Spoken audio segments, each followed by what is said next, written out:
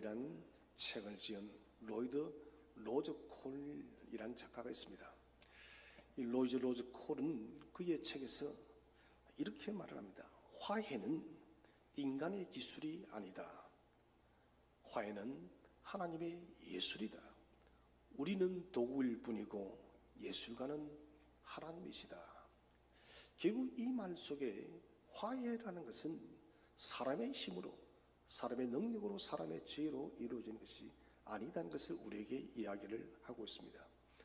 오늘날 이 시대는 관계의 위기 시대 속에 살아갑니다. 디지털 기술로 인해서 서로의 연결은 아주 쉬워졌지만은 진정한 화해는 점점 어려워지고 있습니다. 터치 한 번으로 다른 사람을 차단해 버립니다. 터치 하나만으로 관계를 정리하는 정말 냉정한 시대예요. 성경은 이런 시대에 있어서 우리에게 하나님의 길을 보여주고 있습니다. 어떻게 우리는 이런 시대 속에서 서로가 화해하며 함께 살아갈 수 있는지를 오늘 본문 창세기 33장은 인류 역사상 가장 극적인 화해 중 하나입니다. 20년간 원수처럼 지냈던 야곱과 에서의 만남을 통해 우리는 진정한 화해가 무엇인지, 그리고 그것이 어떻게 가능한지를 생각해 보기를 원합니다. 첫 번째 주제로, 왜 야곱은 극도의 두려움에 사로잡혔습니까? 그 이유는 과거의 죄책감과 현재의 위협이 결합되어서 생존 본능을 자극했기 때문에 그렇습니다. 지난 죄책감 때문에 형님이 400명의 군대를 이끌고 오니 이제는 죽을 수 있다는 그런 생존의 위협을 느꼈던 것입니다. 오늘 33장 1절을 보면 야곱이 눈을 보니 에서가 400인을 거느리고 오는지라. 눈을 들어 보니라, 이 말은 이야기가 이제는 바뀐다는 거예요. 전환점을 알리는 중요한 표현입니다. 야곱이 가장 두려워하던 순간 형 에서를 직접 맞이하게 되었다는 것입니다. 두려움이 가득 차 있는데 그 두려움의 궁극적 대상인 에서를 이제는 직면할 수밖에 없다는 것이죠. 400명이라는 이 숫자는 야곱에게 단순한 숫자가 아닙니다. 이것은 절망적인 숫자예요.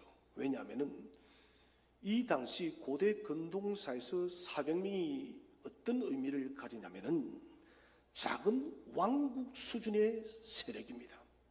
다시 말하면은 에서는 작은 왕국을 이룰 정도로 강력한 사람이 되었다는 거예요. 그 사람이 그 군대를 이끌고 지금 야곱을 만나러 오니 이것은 끝이 난 게임입니다. 야곱은 즉각적으로 대응을 했습니다.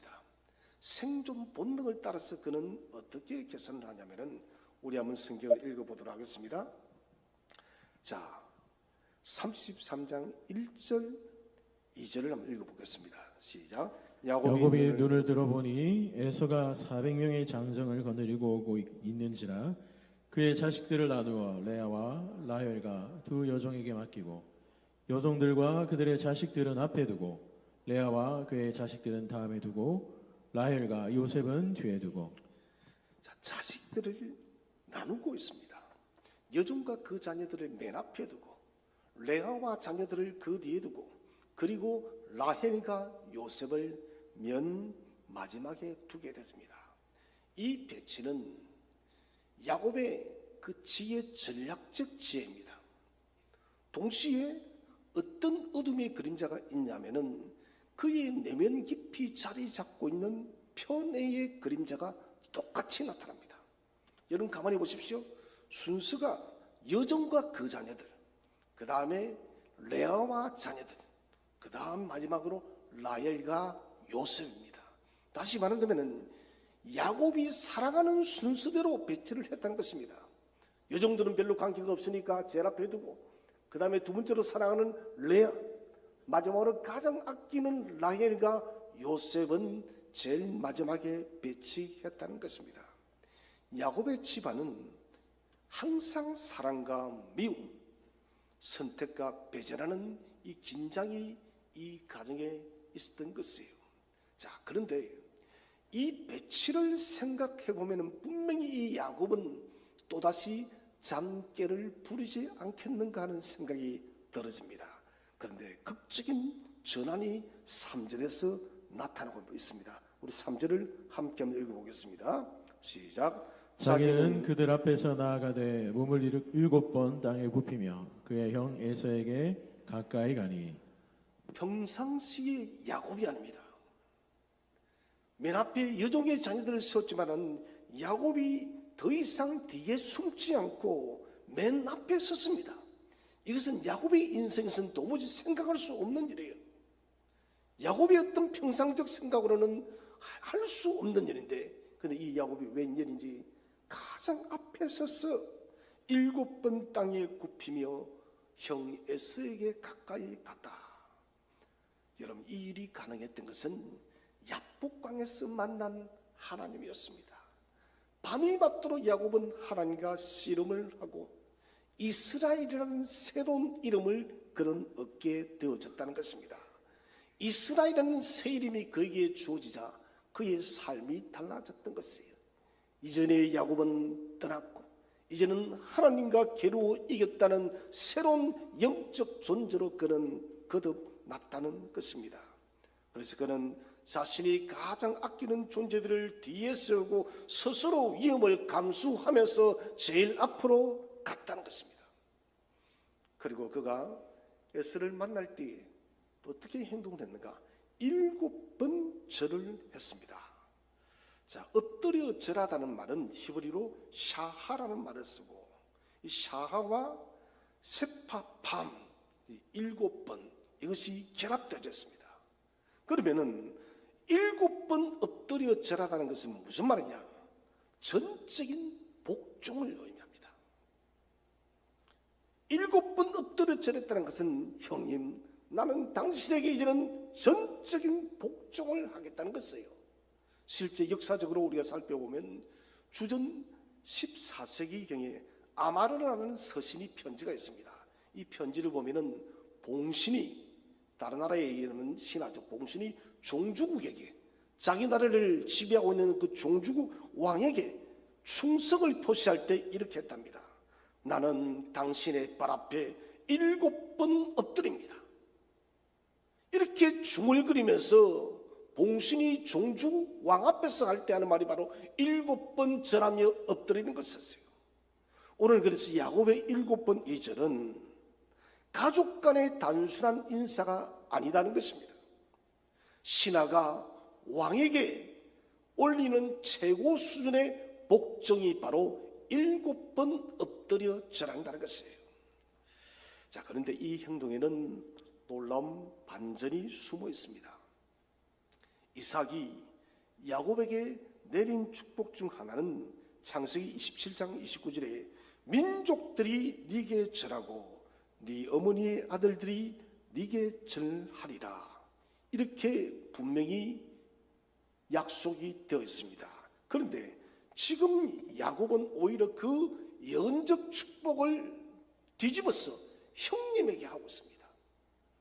민족들이, 다른 사람들이 야곱 너에게 절을 할 것이다 했는데 오늘 본문에서는 도리어 절을 받아야 될 야곱이 그의 형님에게 절을 하고 있다는 것이에요. 이것은 무슨 말이냐? 야곱이 형님 앞에서 7번 절한 것은 자신을 낮추고 자신의 잘못을 인정하는 행동이었습니다. 속임수로 빼앗았던 그 권리를 내려놓고 이제는 하나님께 모든 결과를 맡기며 겸손히 형 앞에 서는 것이에요. 사랑하는 여러분, 이것이 바로 여러분 화해예요. 화해는 말이 아니에요. 실질적인 삶의 변화들이 있고 행동의 변화들이 있어야 된다는 것입니다. 우리는 야곱처럼 두려움에 설 때가 많습니다. 가정에서 갈등이 쌓일 수가 있고, 사회생활하면서도 어려운 위기에 처할 수 있고, 관계 속에서 과거의 상처가 떠올라서 우리는 본능적으로 움츠러들 때도 많습니다. 그러나 성경은 말합니다. 도망의 시간이 아니라 그 모든 두려움의 시간, 오늘 야곱이 두려움으로 가득 차서 형 에서를 바라봤던 그 시간에 그는 형님을 바라본 것이 아니라 하나님을 바라보았다는 것입니다. 여러분, 그러므로 두려움, 관계 때문에 두려움이 찾아올 때 사람을 바라보지 말고 하나님을 바라보시기를 바랍니다. 하나님을 신뢰하는 훈련의 시간으로 바라봐야 된다는 것입니다. 여러분, 믿음이 무엇입니까? 믿음은 문제를 무시하는 것이 아닙니다. 믿음은 문제보다 크신 하나님을 바라보는 것이 믿음이라는 것을 확신하시길 바랍니다. 오늘 야곱이 그랬던 것이에요. 형님 에스를 바라보니 그는 도무지 자신이 없습니다. 400명의 이름 군사가 야곱을 치기 위해서 오는 것처럼 느껴졌습니다. 그 문제를 바라보면 야곱은 살 길이 없습니다. 그러나 야곱은 그 문제를 바라본 것이 아니라 문제 위에 서 있는 크신 하나님을 바라본 것이에요. 사랑하신 여러분, 우리는 살아가면서 이런저런 관계의 상처를 받고 마음의 미움과 온 그 분노와 풀리지 않는 마음의 깊은 상처들이 여러분 있습니다. 이런 것들이 우리에게는 점점점 나도 모르게 두려움의 큰 성을 이루고 있다는 것입니다. 여러분, 그 두려움의 실체를 바라보지 마시고 크신 하나님을 바라보시기를 바랍니다. 하나님을 바라보면 그 두려움의 모든 성벽들이 무너진다는 것입니다. 무엇보다도 우리는 그리스도 안에서 새로운 사람이 되었습니다. 여러분, 저와 여러분은 예수 그리스도의 십자가의 그 피에 보이고 새롭게 거듭난 새로운 피조물임을 믿으시길 바랍니다. 우리가 옛 사람이라면은 세상 사람처럼 우리가 그렇게 사람들의 상처와 관계 속에서 화해하지 못하고 살아가겠지만, 그러나 예수 그리스도 말미암아서 이제는 우리가 새롭게 거듭났으므로 그 거듭남의 정체성을 붙드시기를 바랍니다. 주님께서 우리를 새롭게 만들 때는 화해의 사람, 용서의 사람으로 저와 여러분을 만들었음을 믿으시길 바랍니다. 거듭나기 전에는 화해할 마음이 없는 사람이었지만, 거듭나기 전에는 용서할 수 있는 마음이 없었습니다. 거듭나기 전에는 사랑할 수 있는 마음이 없었습니다. 그러나 우리가 거듭났기 때문에 우리는 화해와 용서와 사랑의 사람으로 다시 태어났음을 믿으시길 바랍니다. 무엇보다도 이런 변화는 단순히 말로 머물 수가 없습니다. 아마도 이곳에 그런 분들이 계실 거예요. 부부로서 살아오면서 평생의 엉어리가 진 부부가 있을 것입니다. 내가 왜 저 사람을 만나서 이렇게 고통스러운 세월을 살아왔는지, 남편이 아내가 용서가 되지 않는 그런 부부가 있을 것이고, 부모와 자녀가 또 원수가 된 집안도 있습니다. 여러분, 이것은 우리 사이에 너무 많아요. 어떤 사람은 이웃과 동료 간의 관계 속에서 도무지 풀 수 없는 그런 엉어리 속에서 살아가는 사람이 있다는 것입니다. 여러분, 진정한 변화는 구체적인 삶의 변화를 통해서 드러냅니다. 하나님, 나는 저 사람을 뛰어넘을 수가 없습니다. 저 사람을 바라보면 숨이 턱턱 막힙니다. 하나님, 지나온 세월이 얼마나 긴지 당신이 알지 않습니까? 그리고 나는 이 사람과 풀 수 있는 용기도 없고, 설사 내가 풀고 싶다 할지라도 그 사람이 받아줄지도 모르겠습니다. 차라리 그 사람을 보지 않았으면 훨씬 낫겠습니다. 그러나 여러분, 두려워하지 마시기를 바랍니다. 우리가 변화된 마음을 가지고 두려움의 그 마음을 버리고 하나님을 바라보게 되어질 때 하나님께서 저와 그 사람의 마음을 변화시켜 줄 줄로 믿으시기를 바랍니다. 그러므로 여러분, 용기를 가지시기 바랍니다. 관계의 두려움을 두텁게 하는 주체는 마귀입니다. 여러분, 마귀의 권세를 보지 말고 하나님의 권세를 바라보시기를 바랍니다. 하나님의 권세를 바라볼 때 우리는 두려움이 은혜로 바뀔 것입니다. 끊어진 관계가 다시 회복되어질 것입니다. 새로운 길이 열려질 줄로 믿으시기를 바랍니다. 두 번째는 어떻게 보복을 다짐했던 에스가 야곱을 뜨겁게 환영할 수 있었을까요? 사실 처음 에스는 야곱을 만나면 죽여버린다 했습니다.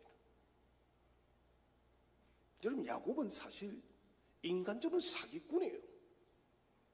하나님의 은혜 때문에, 언약 때문에 그의 신분이 보장되어진 것이지 인간적으로는 사기꾼이에요. 20년 동안 에스는 이를 갈았습니다. 저 고향만 들어와봐, 내가 단칼에 죽여버릴 것이야. 그런 에스가 어떻게 지금 마음이 갑자기 바뀌었다는 거죠. 그것은 하나님의 주권적 은혜가 에스의 마음을 변화시킨 것이에요. 여러분, 기억하시기 바랍니다. 사람의 마음은 사람이 변화시키는 것이 아닙니다. 아주 청산 유수한 그런 말이 여러분 사람을 바꾸는 것이 아닙니다. 하나님께서 그 사람의 마음을 변화시키는 줄로 믿으시길 바랍니다.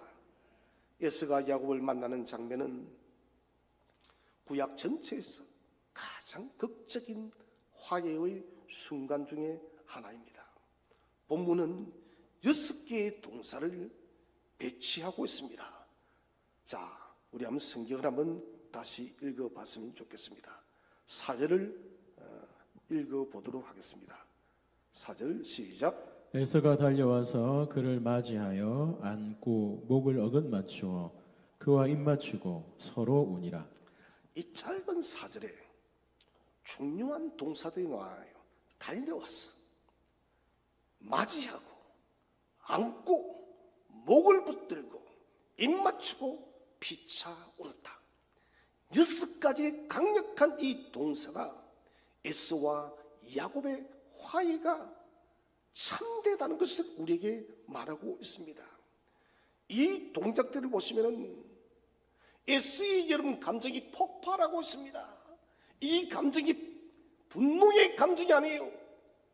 용서의 화해의 감정이라는 것입니다. 다시 말하면 사랑 동생아, 나는 20년 동안 너가 너무너무 보고 싶었고 너가 집을 나가고 난 뒤에 나는 너무너무 괴로웠다, 이 말이에요. 그 마음이 갑자기 들은 것은 하나님께서 그렇게 했다는 것입니다. 에서의 행동은 야곱에 비해서 훨씬 더 자발적이었습니다. 다시 말하면 야곱이 적극적이어야 되는데 에서가 도리어 더 적극적으로 야곱을 만나고 있습니다. 야곱은 조심스럽게 7번 절하며 접근했지만은 형 에서는 달려나와서 동생을 끌어안았습니다. 우리 언약 사적으로는 에서는 무지한 사람이에요. 그러나 언약을 떠나서 인간적 측면을 바라본다면 야곱은 분명 형님 앞에 범죄한 사람이에요. 용서를 받아야 될 사람은 에서이고 용서를 구해야 될 사람은 야곱이었습니다. 여러분, 누가 더 적극적입니까? 야곱이 적극적이지 않습니다. 용서를 받아야 될 에서가 더 적극적입니다. 피해자가 더 적극적이라는 것입니다. 저는 우리가 이 마음을 가져야 될 것입니다. 나는 피해를 받았어, 저 가해자가 나에게 용서를 구해야 돼, 이게 여러분 아닙니다. 하나님은 말합니다. 피해를 받은 너가 먼저 손을 내밀어라. 이게 여러분 성경의 원리입니다. 특히 입 맞추다, 이 보시면은 바이이사케우라는 헬라어를 썼는데, 히브리어를 썼는데, 여러분 보면 점이 많죠. 무슨 얼굴이 꼼보처럼 점점이 굉장히 많아요. 이것을 마소라 점이라는데, 마소라 학파가 있습니다. 주전 6세기에서 10세기에 성경의 원본을 보존하기 위해서 모인 유대인들입니다. 이 마소라 학파들이 성경을 원본 그대로 어떻게 잘 유지할까, 그들은 정말 많은 고민을 했습니다. 그런데 성경에서 16군데에 원본과 좀 다르게 점을 찍어놓은 구절이 있습니다. 이게 성경 전체에 16번 나옵니다. 그러면은 그렇게 원본 보존을 중요시하는 이 마술 학파가 왜 점을 16군데 성경에서 찍었느냐? 이것은 의미 없이 찍은 것이 아닙니다. 점을 찍은 것은 너희들은 이 성경 구절이 나올 때마다 아주 깊은 관심과 마음으로 주의 깊게 읽으라는 거예요. 우리가 할 일이 없어서 점을 찍은 것이 아니고 이 단어들은 너무너무 중요하니 너희들은 주의 깊게 읽으라. 오늘 입맞추라는 단어가 바로 그렇다는 것입니다. 야곱과 에스가 입을 맞추는 것은 20년간의 여름 단절, 20년간의 미움이 하루아침에 헤어지는 너무너무 중요한 장면입니다. 진정한 화해가 일어나고 있기 때문에 너희는 입맞추다는 이 단어를 놓치지 말아라는 것입니다. 여러분, 화해의 핵심이 뭘까요? 그것은 서로 입맞추는 것이에요. 요즘 같으면 포옹하는 것입니다. 서로가 안아주며 서로가 용서해 주는 거예요. 이게 입맞추는 것입니다. 입맞추는 것은 애정과 화해의 상징입니다. 시편 85편에서는 의와 화평이 서로 입맞추다. 이것은 관계의 회복을 이야기합니다. 나아가서 이 장면은 창세기 27장에서 야곱이 아버지를 속이기 위해서 입맞췄습니다. 똑같은 단어입니다.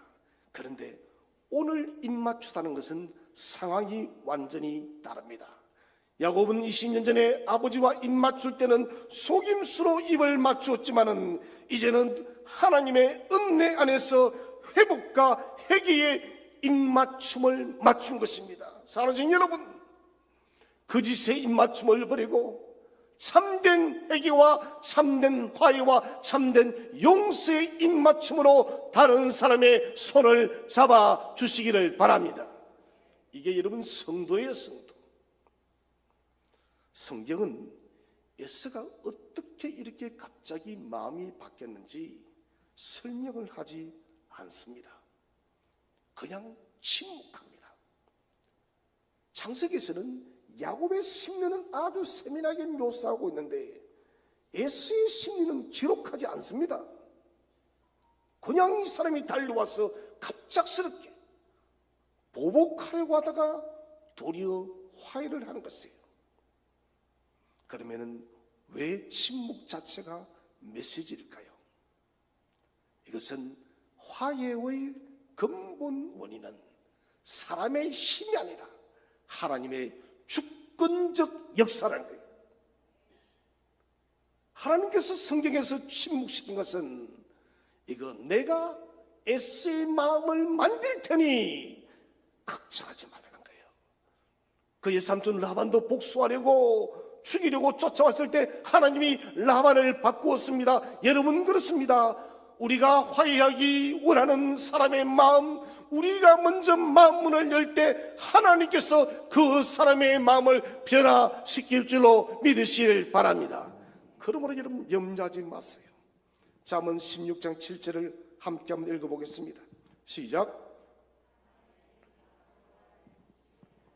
그 사람의 원수라도 그와 더불어 화목하시느니라. 사람의 행위가 여호와를 기쁘시게 하면 그 사람의 원수라도 그와 더불어 화목하게 하느니라. 할렐루야. 여러분, 하나님이 기뻐하시면, 우리가 하나님이 기쁘시게 하는 행동을 하면 하나님이 그 원수의 마음을 변화시키는 것이에요. 그래서 여러분, 설득하고 우리 어떤 말에 어떤 지식을 쌓기, 이게 아니에요. 하나님 앞에 우리가 바르게 서면 하나님이 만져주는 것입니다. 야곱이 야복강에서 하나님과의 관계를 바로 세웠습니다. 하나님과의 관계가 바르게 서게 되어지니까 하나님께서 형 에스와의 관계도 회복시켜 주었습니다. 그러므로 여러분, 수직적인 하나님의 화해가 수평적인 인간관계의 화해를 가져옴을 믿으시길 바랍니다. 그러므로 여러분, 사람과의 관계가 먼저 이게 아니에요. 관계를 회복하기 위해서는 내가 먼저 하나님과 회복되어져야 됩니다. 대부분 용서하지 못하는 사람들은 그 문제를 여러분 주 앞에 기도로 꺼내지를 못해요. 왜 그럴까요? 성령께서 계속해서 찌르기 때문에. 그래서 기도할 때도 말하지 않습니다. 숨겨놓아요. 여러분, 그렇게 숨겨두면 기도가 되지 않습니다. 용서치 못한 사람이 있습니까? 도무지 용납하지 못할 사람이 있습니까? 여러분, 그렇다면 먼저 하나님께 그 문제를 끄집어서 내어서 하나님께 먼저 아뢰시기를 바랍니다. 그러면 하나님이 만져주는 거예요. 너 말이 힘들었지 알아? 너가 피해자인 걸 알아? 내가 그렇게 쳐도 많이 억울하고 고통스러웠을 거야. 그런데 너가 그 문제를 계속해서 가지고 있으면 나와 너의 관계가 회복되지를 않아. 그러니 그 문제 나에게 맡겨. 여러분, 혹시 사람과의 관계에서 이런 상황이 있다면 오늘 지금 즉시 주님께 그 문제를 내려놓고 고백하시기를 바랍니다. 에서가 야곱의 가족을 바라보며 누구냐고 묻습니다. 야곱은 말합니다. 하나님이 주의 종에게 은혜로 주신 자들입니다. 자, 은혜는 히브리어로 헨이라는 말을 쓰고 있습니다. 이것은 단순히 내 것이라는 생각이 아닙니다. 내가 이렇게 자녀들과 아내와 많은 재물들을 가지게 된 것은 하나님의 일방적인 선물입니다. 내가 열심히 해서 내가 전력을 다해서 얻은 것이 아니라 하나님께서 주신 은혜의 결과물이라고 야곱은 변화되어진 고백을 하고 있습니다. 특히 야곱이 이것을 소개할 때 축복이라는 말을 쓰지 않습니다. 하나님께서 내게 주신 축복입니다. 베라크란 말인데 이것은 의도적으로 야곱이 축복이란 말을 안 썼습니다. 축복이라는 말을 쓰지 않고 이것은 은혜입니다. 왜 그랬을까요? 그것은 야곱의 배려입니다. 배려. 축복이란 베라크란 말은 형 에서에게는 트라우마예요. 트라우마. 왜 그렇습니까? 장자의 축복권을 야곱이 빼앗아가 버렸던 거예요. 그래서 축복 베라카는 말만 떠오르면 이 에서는 경기가 일어나는 거예요. 원수 야곱. 축복이라는 이 단어 자체를 에서는 듣기도 싫어했던 거예요. 그래서 오늘 의도적으로 하나님의 은혜로서 이것을 받았습니다. 결국 야곱에게는 자신의 인생이 더 이상 꽤나 노력으로 세워진 것이 아니라 하나님의 은혜로 이루어진 것임을 인정하고 있다는 것입니다. 사랑하신 여러분, 야곱은 하나님의 은혜를 인정하며 과거의 축복을 움켜쥐는 사람이 아니라 은혜를 고백하는 사람이 되었습니다. 여러분, 용서하는 사람은 이렇게 변화될 줄로 믿으시길 바랍니다. 화해를 구하는 사람이 이렇게 변화되어지는 거예요. 우리가 살아가는 인간관계 속에서 에스라는 그런 존재를 자주 만날 수가 있습니다. 관계가 해결되지 못한 에서와 같은 사람이죠. 그럴 때마다 우리는 생각합니다. 이 에서는 나를 어떻게 대할까? 갈등이나 오해 앞에서 우리는 계산하고 대비합니다. 여러분, 그거 중요한 것 아니에요. 야곱이 종의 순서들, 여종들을 제일 먼저 앞에, 레아를, 라헬을 순서대로 두었지만 이것은 여러분 아무 의미가 없었어요. 하나님께서 에서의 마음을 먼저 변화시켰기 때문에, 에서의 마음에 용서의 마음을 주었기 때문에 그것은 아무 의미가 없는 것이에요. 결국 무슨 말입니까? 우리가 아무리 대비하고 수고하고 지혜를 낸다 할지라도 상황을 바꾸시는 분은 오직 살아 계신 하나님 한 분밖에 없음을 믿으시기를 바랍니다. 하나님이 만져주는 거예요. 하나님은 눈에 보이지 않는 곳에서 사람의 마음을 움직이십니다. 그리고 화해의 길을 엽니다. 저는 이런 일들을 참 많이 봤습니다. 그래서 화해는 내가 만들어내는 결과물이 아닙니다. 하나님을 신뢰할 때 주어지는 선물이 바로 화해입니다. 문제보다 크신 하나님께 우리의 눈을 올려드릴 때 움켜졌던 모든 과거의 나의 못된 것들은 이제는 변화되었어 모든 것이 하나님의 은혜라고 고백하는 그런 사람으로 바뀐다는 것입니다. 아직 풀리지 않은 관계와 상처가 있습니까? 도무지 용서할 수 없는 수십 년 동안 배어져 있는 그런 상처와 아픔들이 있습니까? 여러분, 하나님을 만나고 하나님을 바라보시기를 바랍니다. 하나님을 바라보고 하나님의 주권을 신뢰할 때 하나님은 우리의 모든 상처를 제거하실 것이며 관계가 단절되어졌던 사람을 입맞춤으로 다시 우리 관계를 회복시킬 줄로 믿으시기를 바랍니다. 마지막 세 번째로 화해를 경험한 야곱은 이 사건을 어떻게 해석을 했을까요? 그것은 형의 얼굴에서 하나님의 임재를 발견하고 모든 소유가 하나님의 은혜라고 고백합니다. 야곱은 오늘 창세기 33장의 이 만남의 전체를 은혜라는 단어로서 풀어내고 있습니다. 에스가 동생에게 묻습니다. 이 예물이 무엇이냐? 그때 야곱은 또 은혜라는 말을 합니다. 내 주께 은혜를 입으려 함입니다. 여기서 말하는 단순한 이 은혜는 단순한 형님의 호의를 말하는 것이 아닙니다. 그것은 무엇을 말하냐? 하나님께서 아무런 조건 없이 베풀어 주시는 특별한 그 은혜를 당신을 통해서 나는 입기를 원한다는 것입니다. 내가 형님 잘 보이기 위해서 이 선물을 가져온 것이 아니라 하나님이 내게 베푼 그 은혜를 형님을 통해서 내가 받기 위해서 이 예물을 드린다는 것이에요. 야곱이 바란 것은 단순한 인간적 화해가 아닙니다. 이 화해를 통해서 과거의 상처와 또한 야곱 속에 있던 그 죄책감이 모두 풀리고 온전한 관계가 회복되어지기를 그는 바라고 있다는 것입니다. 여러분, 이것이 진정한 화해예요.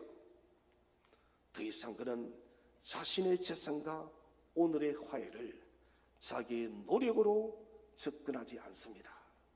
오직 하나님의 은혜로. 형님, 이 소유도 하나님의 은혜로 이루어졌고 오늘 형님과 이런 화해의 자리도 하나님의 은혜입니다. 변화된 사람의 고백입니다.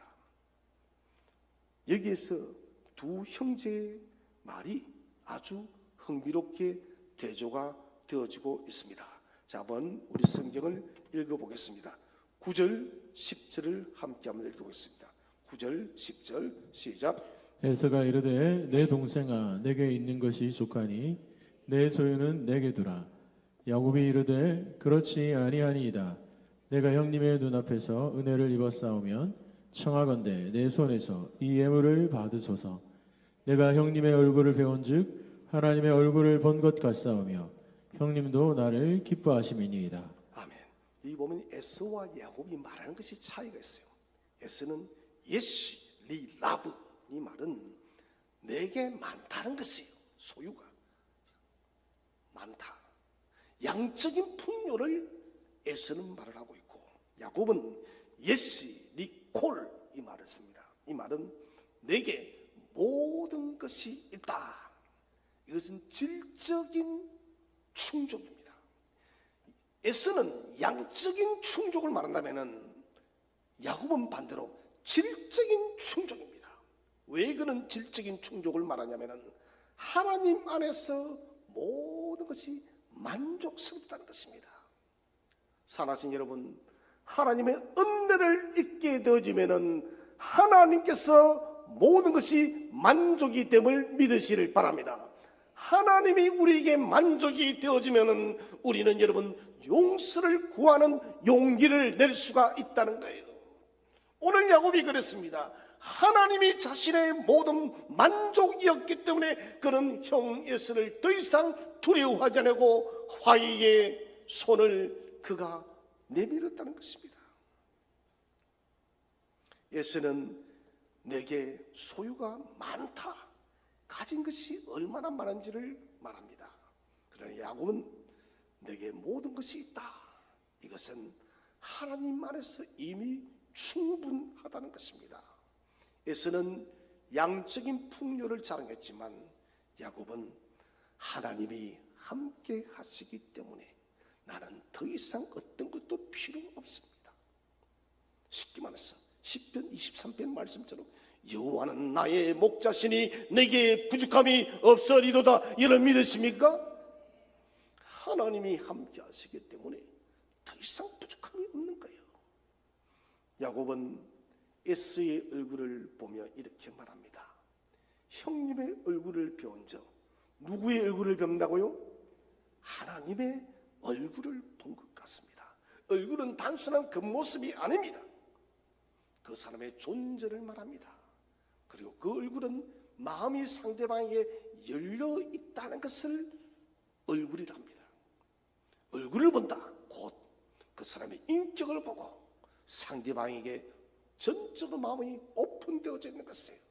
그래서 야곱은 형과의 만남 속에서 하나님께서 가까이 계시고 지금 하나님을 만나고 있는 것을 경험합니다. 다시 말하면 에서를 만나는 것이 하나님을 보는 것처럼 그는 느껴졌던 것입니다. 밤새도록 씨름할 때 그는 하나님의 얼굴을 배웠을 때 버니엘이랍니다. 내가 하나님의 얼굴을 보았다. 오늘도 여러분 똑같은 것입니다. 내가 하나님 얼굴을 보았는데 내 생명이 보존되었다. 오늘 하나님의 얼굴과 같은 형 에서를 봤는데 내 생명이 보존되어지고 화해와 용서의 시간이 일어났다는 고백을 하고 있다는 것입니다.